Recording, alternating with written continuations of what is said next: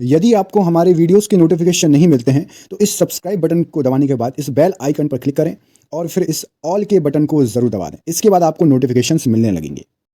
नमस्कार दोस्तों, all exam guide गुरु के यूट्यूब चैनल पर मैं सुजीत पांडे आप सभी का बहुत बहुत स्वागत करता हूं। दोस्तों यहां पर आपके लिए लेकर आए हैं सामान्य विज्ञान साइंस के मोस्ट इंपॉर्टेंट 50 एमसीक्यू हैं दोस्तों, और आपको टारगेट दे रहे हैं 30 नंबर का। मुश्किल से 10 से 15 मिनट का वीडियो है। यदि आपको 2021 और 22 में जॉब आपको चाहिए, आप उम्मीद रखते हैं अपने आप से, अपने सपनों को साकार करना चाहते हैं, तो कम से कम 50 में से 30 नंबर लाना है आपको। प्लीज पूरी शिद्दत से क्वेश्चन पेपर लगाइएगा और प्लीज 10 से 15 मिनट अपने आप को जरूर दीजिए। स्टार्ट करते हैं वीडियो को। पहला क्वेश्चन है, निम्न में से कौन एक रेशेदार प्रोटीन है? आपके सामने जो ऑप्शंस दिए गए हैं उसमें से रेशेदार प्रोटीन कहलाएगा केरेटिन। केरेटिन यहां पर बिल्कुल सही आंसर हो जाएगा इस क्वेश्चन के लिए। क्वेश्चन नंबर 2 देखिए, तंतु आहार में शामिल है, तो तंतु आहार में यहां पर जो ऑप्शंस दिए गए हैं उसमें से सही आंसर हो जाएगा आपका प्रोटीन नहीं है, ग्लाइकोजन भी नहीं है, वसा भी नहीं है, सेल्यूलोज। यहां पर ऑप्शन नंबर सी सेल्यूलोज बिल्कुल सही आंसर हो जाएगा। क्वेश्चन नंबर 3 देखिए, जिंक फास्फाइड को आमतौर पर प्रयोग किया जाता है किसके रूप में? तो जिंक फास्फाइड को प्रयोग किया जाता है कृंतकनाशी के रूप में। यहां पर ऑप्शन नंबर कृंतकनाशी के रूप में बिल्कुल सही आंसर हो जाएगा। अगला क्वेश्चन देखिए, साबुन उद्योग को मिलने वाला उपोत्पाद क्या है? तो साबुन उद्योग को जो उपोत्पाद मिलता है उसका नाम है आपका ग्लिसरॉल। ऑप्शन नंबर बी यहां पर इस क्वेश्चन के लिए बिल्कुल सही आंसर हो जाएगा। अगला क्वेश्चन देख लेते हैं, निम्न में से किस खनिज में ऑक्सीजन नहीं होती? तो आपके सामने जो ऑप्शंस दिए गए हैं उसमें से सही आंसर हो जाएगा आपका क्रायोलाइट। क्रायोलाइट में ऑक्सीजन नहीं होती। ऑप्शन नंबर सी यहां पर सही आंसर हो जाएगा इस क्वेश्चन के लिए। क्वेश्चन नंबर अगला देखिए, वायुमंडल की कौन सी परत में बेतार संचार करने में समर्थ बनाती है? तो आपको बता दूं, आयन मंडल या बाह्य मंडल। यहां पर ऑप्शन नंबर सी जो कि बेतार संचार में समर्थ बनाती है हमारे लिए वायुमंडल की परत है। नासा के किससे संबंधित मिशन का नाम जूनो है? तो नासा ने एक मिशन भेजा था, कहां पर? बृहस्पति पर मिशन भेजा था। उससे संबंधित जो है मिशन, उसका नाम जूनो रखा था। ऑप्शन नंबर सी बृहस्पति सही आंसर हो जाएगा। एक अन इलेक्ट्रॉनी चालक कौन है बताइए ऑप्शंस के अनुसार? तो आपको बता दें, एक अन इलेक्ट्रॉनिक चालक लोहा बिल्कुल नहीं, गैस कार्बन भी नहीं, पारा भी नहीं, कॉपर सल्फेट एक अन इलेक्ट्रॉनिक चालक है, याद रखिएगा। अगला क्वेश्चन, तो चमगादड़ की ध्वनि यहां पर सही आंसर हो जाएगा आपका पराश्रव्य ध्वनि होती है। Option number D right answer हो जाएगा चमगादड़ के लिए। अगला क्वेश्चन देखिए, ऑप्टिकल फाइबर का आविष्कार किसने किया? तो ऑप्टिकल फाइबर का आविष्कार यहां पर जो आपको ऑप्शंस दिए हुए हैं सही आंसर हो जाएगा आपका इस क्वेश्चन के लिए option number Narinder Kapany. Option number B right answer है इस क्वेश्चन के लिए। अगला क्वेश्चन देख लेते हैं, ये रहा आपकी स्क्रीन पर, निम्नलिखित में से सबसे बढ़िया इंसुलेटर कौन सा है?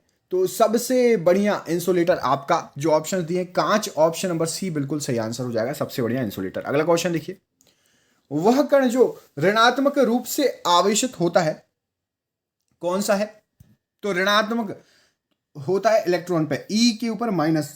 इलेक्ट्रॉन हमेशा नेगेटिव चार्ज होता है, ठीक है। और आपको ये बताना न्यूट्रल कौन सा होता है, जिस पर कोई चार्ज नहीं रहता, वो कौन सा है इनमें से जो ऑप्शंस दिए गए हैं। अगला क्वेश्चन देखिए, कांच प्रबलित प्लास्टिक बनाने के लिए किस प्रकार की कांच का प्रयोग किया जाता है? तो कांच प्रबलित प्लास्टिक के लिए आपका रेशा कांच, यहां पर रेशा कांच बिल्कुल सही आंसर हो जाएगा इस क्वेश्चन के लिए। अगला क्वेश्चन देखिए, ये आपकी स्क्रीन पर, निम्नलिखित में से किस खनिज में ऑक्सीजन नहीं होती?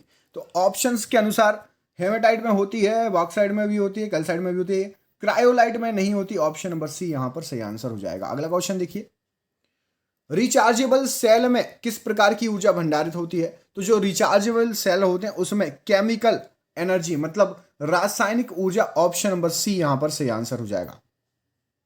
मरकरी और सोडियम स्ट्रीट लैंप किसके कारण रोशनी देते हैं? तो मरकरी और सोडियम स्ट्रीट लैंप जो होते हैं परमाणु उत्सर्जन, ऑप्शन नंबर ए, के कारण आपको रोशनी देते हैं। अगला क्वेश्चन देखिए, चिली शीरा किसका सामान्य नाम है? तो चिली शीरा बोला जाता है सोडियम नाइट्रेट को। Option number B sodium nitrate यहां पर इस क्वेश्चन के लिए सही आंसर हो जाएगा। एड्स के विषाणु किसे नष्ट कर देते हैं? तो एड्स के विषाणु यहां पर सही आंसर हो जाएगा आपका लिम्फोसाइट को नष्ट कर देते हैं। Option number C right answer हो जाएगा इस क्वेश्चन के लिए। अगले क्वेश्चन में पूछा गया है आपका कॉर्पस लुटियम क्या स्त्रावित करता है? तो कॉर्पस लुटियम आपका प्रोजेस्टेरोन स्रावित करता है? ऑप्शन नंबर ए यहां पर इस क्वेश्चन के लिए सही आंसर हो जाएगा। अगला क्वेश्चन देख लेते हैं, ये रहा आपकी स्क्रीन पर। क्लाइटेलम किस में पाया जाता है? तो क्लाइटेलम आपका पाया जाता है केचुए में। ऑप्शन नंबर डी केचुआ यहां पर इस क्वेश्चन के लिए सही आंसर हो जाएगा। अगला क्वेश्चन देखिए, ये रहा आपकी स्क्रीन पर। चट्टानी स्तरों पर लाइकेन विकास को क्या कहते हैं? तो चट्टानी स्तरों पर लाइकेन विकास को सेक्सिकोलस। ऑप्शन नंबर डी यहां पर इस क्वेश्चन के लिए बिल्कुल सही आंसर हो जाएगा। अगला क्वेश्चन है, पान की लता में बनने वाली जड़ कौन सी होती है? तो पान की लता में जो जड़ बनती है वो होती है आरोही जड़। ऑप्शन नंबर सी आरोही जड़ सही आंसर हो जाएगा। कीट भक्षी पादप ऐसी मिट्टी में उगते हैं जिसमें किसकी कमी होती है? तो कीट भक्षी पादप ऐसी मिट्टी में उगते हैं जिसमें नाइट्रोजन की कमी होती है। ऑप्शन नंबर बी नाइट्रोजन यहां पर इस क्वेश्चन के लिए सही आंसर हो जाएगा। रोहिणी या गलघोंटू और इन्फ्लुएंजा के होने का क्या कारण है? तो इन दोनों का कारण क्या हो जाएगा? क्रमशः रोहिणी गलघोंटू का है आपका जीवाणु और इन्फ्लुएंजा का है आपका विषाणु। मोस्ट आईएमपी क्वेश्चन है, एग्जाम में आया हुआ क्वेश्चन है। सीमेंट फैक्ट्री के मजदूर को क्या होने की संभावना रहती है? तो जो सीमेंट फैक्ट्री के मजदूर होते हैं उसको एस्बेस्टोसिस ऑप्शन नंबर डी होने की संभावना सीमेंट फैक्ट्री वाले मजदूरों को होती है। अमरबेल क्या है? तो अमरबेल यहां पर सही आंसर हो जाएगा आपका पूर्ण तना परजीवी। ऑप्शन नंबर बी अमरबेल है पूर्ण तना परजीवी। अगला क्वेश्चन देखिए, निम्न में से कौन सा जैव शैल है? तो यहां पर जो ऑप्शन दिए गए हैं उसमें से आपका जो कोयला है, कोयला एक शैल है, जैव शैल है, याद रखिएगा ये क्वेश्चन पूछा गया एग्जाम में। अगला क्वेश्चन, दालें पादपों की किस कुल से प्राप्त होती हैं? तो जो दालें हैं वो पादपों की लेग्यूमिनोसी ऑप्शन नंबर सी कुल से प्राप्त होती हैं दालें। अगला क्वेश्चन देखिए, प्रकाश संश्लेषण के द्वारा हरे पौधे क्या पैदा करते हैं? तो प्रकाश संश्लेषण के द्वारा हरे पौधे कार्बनिक द्रव्य ऑप्शन नंबर सी पैदा करते हैं। यहां पर इस क्वेश्चन का सही आंसर हो जाएगा। पत्तियां हरी क्यों दिखाई देती हैं? तो जो पत्तियां रहती हैं वो हरी दिखाई देती हैं क्योंकि हरा प्रकाश परावर्तित करती हैं। ऑप्शन नंबर यहां पर बी बिल्कुल सही आंसर हो जाएगा, हरा प्रकाश परावर्तित कर देती हैं। लेप्रोसी बेसिलस का आविष्कार किसने किया था? तो लेप्रोसी बेसिलस का आविष्कार जो है हैंसेन ने किया था। यहां पर ऑप्शन नंबर बी हैंसेन इस क्वेश्चन के लिए सही आंसर हो जाएगा आपका। अगला क्वेश्चन देखिए, कौन सी शिरा फेफड़ों से हृदय में शुद्ध रक्त लाती है? तो फेफड़ों से हृदय में शुद्ध रक्त लाने का काम जो रहता है वो रहता है आपका फुफ्फुस शिरा का। ऑप्शन नंबर बी फुफ्फुस शिरा बिल्कुल सही आंसर हो जाएगा इस क्वेश्चन के लिए। अगला क्वेश्चन देखिए, निम्नलिखित में से किसका संबंध रक्तचाप से है? तो यहां पर जो ऑप्शंस दिए गए हैं उनमें से रक्तचाप से संबंधित है आपका अधिवक्का। ऑप्शन नंबर डी रक्तचाप से, ब्लड प्रेशर से संबंधित है अधिवक्का। विटामिन B2 का अन्य नाम क्या है? तो विटामिन B2 को आप किस नाम से जानते हैं? राइबोफ्लेविन। ऑप्शन नंबर यहां पर सी राइबोफ्लेविन को विटामिन B2 कहते हैं।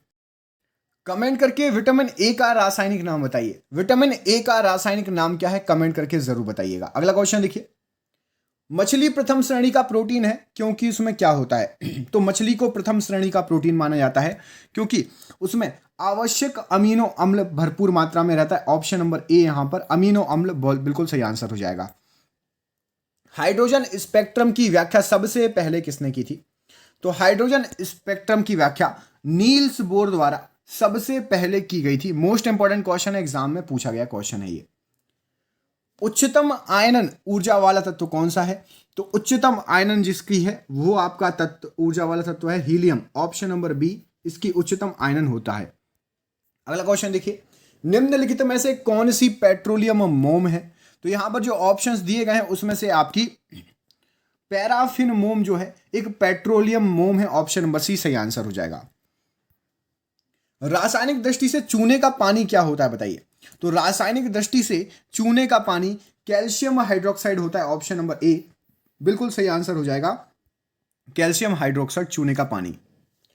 वह तत्व जो प्रकृति में नहीं होता लेकिन कृत्रिम रूप से उत्पन्न किया जा सकता है, तो वो तत्व है आपका रेडियम जो कि प्रकृति में नहीं होता लेकिन कृत्रिम रूप से इसको उत्पन्न किया जा सकता है। अगला क्वेश्चन देखिए, निम्न में से कौन सा एक न्यूक्लियन नहीं है? तो यहां पर जो ऑप्शंस दिए गए हैं उसके अनुसार प्रोटॉन भी है, न्यूट्रॉन भी है, इलेक्ट्रॉन भी है। पॉजिट्रॉन एक न्यूक्लियन नहीं है। ऑप्शन नंबर डी सही आंसर हो जाएगा इस क्वेश्चन के लिए। अगला क्वेश्चन देखिए, वायुयान और रॉकेट बनाने के लिए कौन सी धातु प्रयोग की जाती है? तो वायुयान और रॉकेट बनाने के लिए सबसे हल्की आपकी जो है एल्यूमिनियम अच्छी भी रहती है, मजबूत, हल्की और सस्ती भी रहती है। तो एल्यूमिनियम को प्रयोग कर लेते हैं। जो ऑप्शंस दिए गए हैं उसमें से एल्यूमिनियम यहां पर बिल्कुल सही आंसर हो जाएगा। अगला क्वेश्चन देखिए, जेट इंजन का आविष्कार किसने किया? तो जेट इंजन का आविष्कार यहां पर सही आंसर हो जाएगा आपका डाय मलेर। ऑप्शन नंबर बी, डाय मलेर ने जो है जेट इंजन का आविष्कार किया। अगला क्वेश्चन देखिए, निम्न में से अधिकतम द्रव्यमान किसका है? तो निम्न में से अधिकतम द्रव्यमान आपका सही आंसर हो जाएगा न्यूट्रॉन का अधिकतम द्रव्यमान होता है। ऑप्शन नंबर सी यहां पर राइट आंसर है। अगला क्वेश्चन देखिए, प्लास्टर ऑफ पेरिस किसके आंशिक निर्जलीकरण से बनाया जाता है?